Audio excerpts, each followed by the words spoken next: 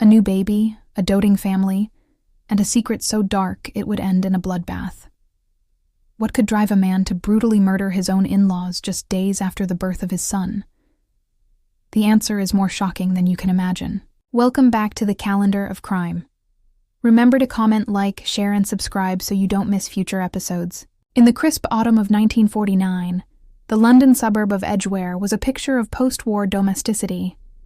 For 23-year-old Daniel Raven, a man known for his sharp suits and even sharper ambition, life seemed to be falling perfectly into place. His wife, Marie, had just given birth to their first child, a beautiful baby boy. On the evening of October 10th, just 4 days after the birth, Raven did what any proud new father would do.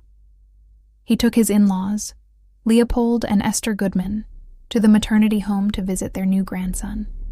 The Goodmans, a wealthy Russian Jewish couple, were undoubtedly overjoyed.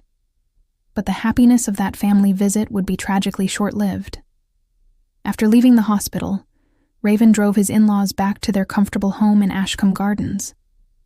What happened next, however, was not a quiet end to a pleasant evening. Instead, the house of celebration became a house of horrors. Inside the Goodmans' dining room, an act of unimaginable violence unfolded. Using the heavy base of a television aerial, Daniel Raven beat both of his in-laws to death. The scene was a brutal tableau of rage and bloodshed. With the deed done, Raven returned to his own home, just a short drive away. He meticulously cleaned himself up, changing out of his blood-spattered suit and stuffing the incriminating evidence into the boiler, believing his gruesome secret was safe for the night. But fate, it seems, had other plans. Raven had not anticipated a late-night visit to the Goodmans' home. Leopold's business partner, Frederick Freeman, arrived with his family around 9:55 p.m. to offer his congratulations on the new baby. When his repeated ringing of the doorbell went unanswered, a concerned Freeman found an open window and climbed inside. The scene that greeted him was one of pure carnage. The police were called, and the investigation began. At 10:30 p.m., the phone rang at Daniel Raven's house. It was the police, requesting his presence at Ashcombe Gardens. Caught completely off guard, Raven scrambled to present a facade of innocence. He quickly changed into a fresh, smart suit, a decision that would ultimately be his undoing. To the detectives at the scene, Raven's immaculate appearance so late at night was a red flag. Why had he changed his clothes? A search of Raven's home soon uncovered the damning evidence: the charred remains of his suit in the boiler, bloodstains on his trousers, and a pair of freshly scrubbed shoes. The driver's seat of his car had also been cleaned.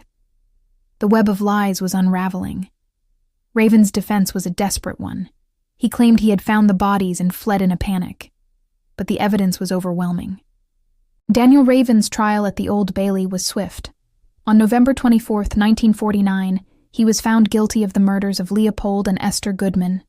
An appeal, citing insanity, was dismissed. On January 6, 1950, just 3 months after the birth of his son, Daniel Raven was executed by hanging at Pentonville Prison. The motive for this horrific crime was never officially established, leaving a chilling question mark over a case of brutal family betrayal. Thanks for watching. Please comment, share, like, and subscribe for future episodes from the Calendar of Crime.